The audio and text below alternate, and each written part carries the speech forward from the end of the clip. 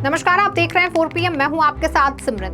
देश में लोकसभा चुनाव को लेकर सियासत जोरों पर है। सभी राजनीतिक दल जनता को लुभाने के लिए अपने लोक लुभावने वादों को लेकर जनता के बीच में पहुंच रहे हैं और नरेंद्र मोदी भी जनसभाएं और रैलियां कर रहे हैं। लोकसभा चुनाव के मद्देनजर हलचल मची हुई है। बता दें कि देश में 3 चरणों के मतदान संपन्न हो चुके हैं। ऐसे में सभी राजनीतिक पार्टियां प्रचार प्रसार करने में जुटी हुई हैं और एक दूसरे पर अपनी अपनी प्रतिक्रिया दे रही हैं। इसी कड़ी में देश में यूपी के बाद दूसरे सबसे अधिक लोकसभा सीटों वाले महाराष्ट्र में राजनीतिक हलचल तेज है। लोकसभा चुनाव को लेकर आरोप प्रत्यारोप का दौर जारी है। सभी दल अपने अपनी जीत का दावा कर रहे हैं और जनता को साधने के लिए चुनावी रैलियां और जनसभाओं को करने में जुटे हुए हैं और जनता को पूरी तरह से लुभाने और ध्यान भटकाने में लगे हुए हैं।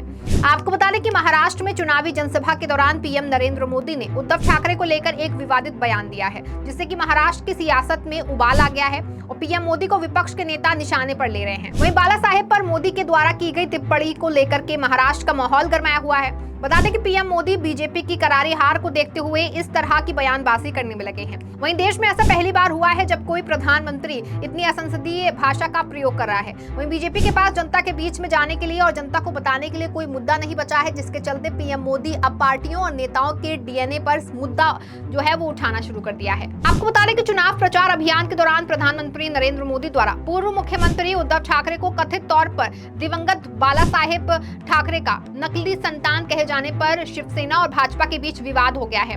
महायुति की सहयोगी प्रचार जनशक्ति पार्टी ने भी पीएम मोदी के बयान पर नाराजगी जताई है। बता दें, महाराष्ट्र में चुनाव प्रचार अभियान के दौरान पीएम मोदी ने कथित तौर पर उद्धव ठाकरे की ओर इशारा करते हुए उन्हें बाला साहेब ठाकरे का नकली संतान, नकली बच्चा कहा और शिवसेना यूबीटी को नकली पार्टी कहते हुए अपने पहले के बयानों को दोहराया। वहीं पीएम मोदी के बयानों पर प्रतिक्रिया देते हुए बीजेपी अध्यक्ष ओम प्रकाश बाबूराव कडू उर्फ बच्चू कडू ने शुक्रवार को कहा कि ऐसा नहीं होना चाहिए था। चुनाव प्रचार सबसे निचले स्तर पर पहुंच गया है। ये ग्राम पंचायत स्तर के चुनाव अभियान की तरह हो गया है। यदि प्रधानमंत्री ने वास्तव में ऐसा कहा है तो ये सही नहीं है। बता दें, पीएम मोदी, गृह मंत्री अमित शाह और भाजपा के अन्य वरिष्ठ नेताओं द्वारा शिवसेना को दिवंगत बाला साहेब ठाकरे द्वारा स्थापित मूल शिवसेना की नकली बताते वाले बयानों पर जिक्र करते हुए कडू ने कहा कि केवल वोट हासिल करने के लिए प्रचार के लिए दौरान जो है परिवारों के सदस्यों और रिश्तेदारों को इसमें घसीटना उचित नहीं है। हालांकि महायुति के एक अन्य सहयोगी और डिप्टी सीएम देवेंद्र फडणवीस ने कहा कि पीएम कभी भी बाला साहेब ठाकरे का अनादर करने वाला बयान नहीं दे सकते। वहीं पीएम मोदी के बयान पर नाराजगी जताते हुए एसएस के वरिष्ठ नेता संजय राउत ने कहा कि अगर कोई बाला साहेब ठाकरे के बच्चे को नकली कह रहा है तो वो सीधे तौर पर महाराष्ट्र के लोगों का अपमान कर रहा है। लोग उन्हें सब सिखाएंगे।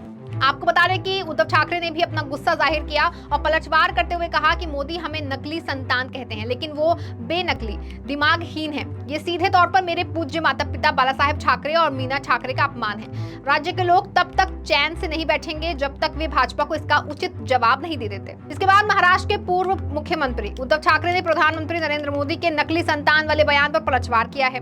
शिरडी में एक कार्यक्रम के दौरान उद्धव ने कहा कि मोदी जी, मुझसे लड़िए, मेरे माता पिता का अपमान बर्दाश्त नहीं करूंगा। आप कहीं भी रहें, आपको आपकी जगह दिखा दूंगा। क्या कहा था आपने? बाला साहेब की नकली संतान से मैं पूछ रहा हूँ नकली।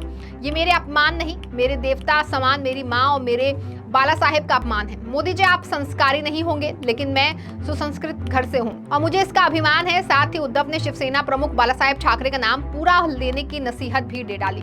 बता दें, पीएम मोदी पर हमला बोलते हुए उद्धव ठाकरे ने कहा कि मातृदेव भवा पितृदेव भवा, ये कहने वाला हमारा हिंदुत्व है। आप सिर्फ बाला साहेब मत बोलिए, हिंदू हृदय सम्राट बाला साहेब बोलिए। अगर आप ये नहीं बोल सकते हो तो महाराष्ट्र दिखा देगा आपको कि हिंदू हृदय सम्राट कैसे कहना है। और उन्होंने कहा कि 2014 में मेरे ही हस्ताक्षर लिए थे प्रणब मुखर्जी के पास जाते वक्त, आज नकली संतान कह रहे हैं। 2014 और 2019 में हस्ताक्षर लेते वक्त आपको लाज नहीं लगी और 17 तारीख को मुंबई के शिवाजी पार्क आएंगे, बाला साहेब के स्मारक पर पहुंचेंगे, नाक रगड़ेंगे, स्टेज पर बाला साहेब की याद रख रोएंगे भी। ये नकली लोग हैं। मुझे अगर आप नकली संतान कह रहे हो तो आप भी नकली हैं। वहीं उद्धव ने कहा कि मेरी इस शिवसेना को नकली कहते हैं, आप बाला साहेब की संतान को नकली कह रहे हैं। आपको मान्य है कि क्या ये ठाकरे घराने ने महाराष्ट्र की सेवा की है? आपने साथ छोड़ी, आपने ढकेला। 2014 में लोकसभा चुनाव तक हम आपके साथ थे।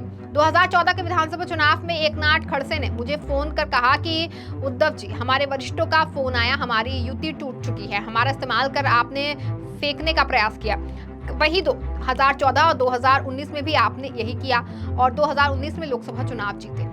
आपको बता दें कि पूर्व सीएम ने कहा कि हमने निष्ठा के साथ काम किया, आपको निष्ठा के साथ प्रधानमंत्री पद तक पहुंचाया, आपने मुझे झूठा ठहरा, इसीलिए मैंने आपकी युति तोड़ दी। आज मुझे नकली संतान कह रहे हैं, आज ये लोग बोगस गिरी चल रही है, मुझे उसे खत्म करना है। आज हमारे देवता जागृत हैं, लोकशाही की रक्षा के लिए मुझे शिरडी के साईं बाबा का आशीर्वाद चाहिए। मोदी जी, आपका भाषण मेरे पास है, मनमोहन सिंह प्रधानमंत्री थे तब आप क्या क्या बोल रहे थे, इन सभी बयानों का जनता हिसाब दे। पीएम मोदी जनता से झूठ बोल करके पिछले 10 सालों से देश की कमान संभाल रहे हैं, लेकिन इन 10 सालों में पीएम मोदी ने जनता के लिए कोई काम नहीं किया है, सिर्फ देश की जनता को मुफ्त में खाने की आदत डालने का काम किया है और देश की जनता को मुफ्त में राशन देने का काम किया है, जिससे कि उनका वोट बैंक मजबूत हुआ है। पीएम मोदी का व्यवहार पूरी तरह से हिटलर का है कि उन्हें सिर्फ अपने आप से मतलब है, जनता से कोई भी मतलब नहीं है। जनता से नहीं, उनके परिणाम स्वरूप उन्होंने सत्ता में आते ही बहुत दूर की सोचने हुए, मुफ्त राशन योजना शुरू की, फिर उसे बढ़ाते रहे, लेकिन रोजगार महंगाई पर कोई भी लगाम नहीं लगाया। महंगाई दिन ब दिन बढ़ती जा रही है, सरकार जनता से भरपूर टैक्स ले रही है। वही लोकसभा चुनाव 2004 में पीएम मोदी को अपनी हार का डर दिखाई दे रहा है, जिससे पीएम मोदी बौखलाए हुए हैं और उनके पास कोई मुद्दा नहीं बचा है, जिसके चलते अब पीएम मोदी नेताओं के ऊपर हमलावर हो गए हैं और असली नकली की बात करने लगे हैं। बता दें, 3 चरणों के मतदान के बाद बीजेपी बहुमत से बहुत दूर जा चुकी है। वहीं चौथे चरण के मतदान के बाद बीजेपी पूरी तरह से मैदान से बाहर हो गई है, जिसके बाद बीजेपी की कंडीशन 2004 की तरह हो जाएगी। फिर बीजेपी को सत्ता में आने के लिए अपनी पुरानी रणनीतियों को अपनाना पड़ेगा। बता दें कि बीजेपी का अपना एक अलग इतिहास रहा है, लेकिन मोदी के पीएम बनने के बाद से बीजेपी की रणनीति बदल गई है और देश की जनता मोदी की चाल को भी समझ चुकी है, जिसका परिणाम पीएम मोदी को चुकाना पड़ेगा। वहीं सब बयानों का जनता के ऊपर क्या असर पड़ेगा और जनता बीजेपी को इन सभी बयानबाजी का क्या जवाब देगी, ये तो आने वाले 4 जून को ही पता चल पाएगा। इस खबर में फिलहाल बस इतना ही। ऐसी तमाम राजनीतिक खबरों के लिए बने रहें और देखते रहें 4PM। धन्यवाद।